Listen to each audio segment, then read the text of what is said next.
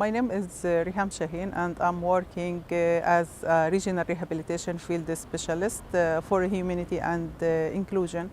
I'm based in Gaza Strip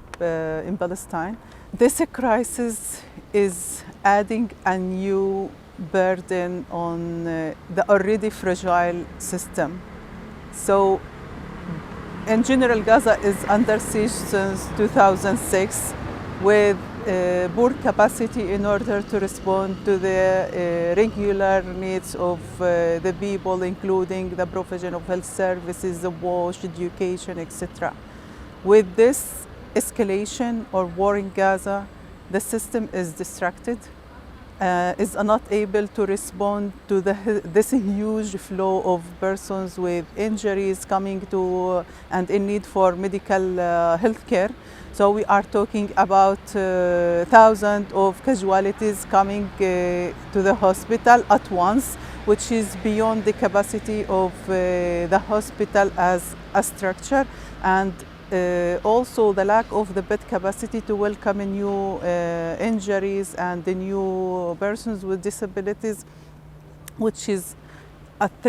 life-threatening issue for the people who need the immediate care at the time of injury. But it's beyond the capacity of the health system to respond to this huge needs of casualties, and also the death, to keep them inside the fridge with this lack of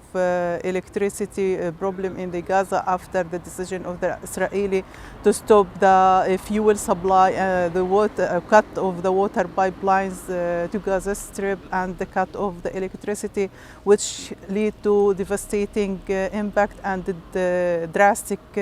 situation in the country, and which can also lead for, let's say, a pandemic due to the contamination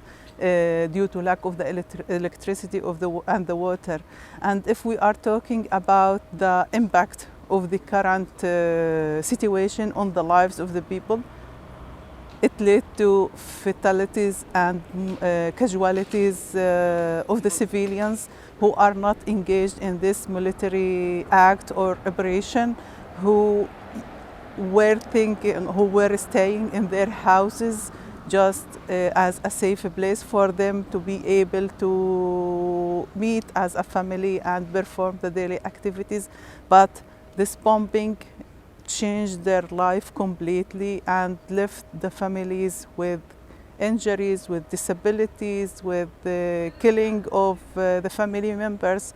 And beside this physical impact and physical trauma that caused by the bombing, there is the psychological impact on the families and the civilians who live in fear all the time, even if he wasn't or the people were not injured, but expecting all the time that they will be targeted, they will be killed, they will be injured, they will lose a family member. This is really a stressful situation. So now we are activating partially also the emergency response plan to identify the needs of the people and being able to respond to their needs according to the security situation. So there are emergency volunteers who were trained by Humanity and Inclusion 3 years ago, and the support is continuous for them through the ongoing actions in order to ensure that they are equipped enough to identify and refer persons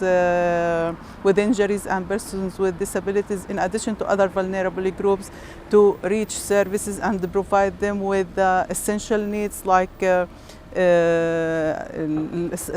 access to hygiene kits, the access to first aid kits, and also to provide the evacuation for the persons who can't be evacuated from their places to designated shelter or to other safer places, or to provide them with the psychological aid to avoid this this panic shock of the people impacted by the emergency. Moreover,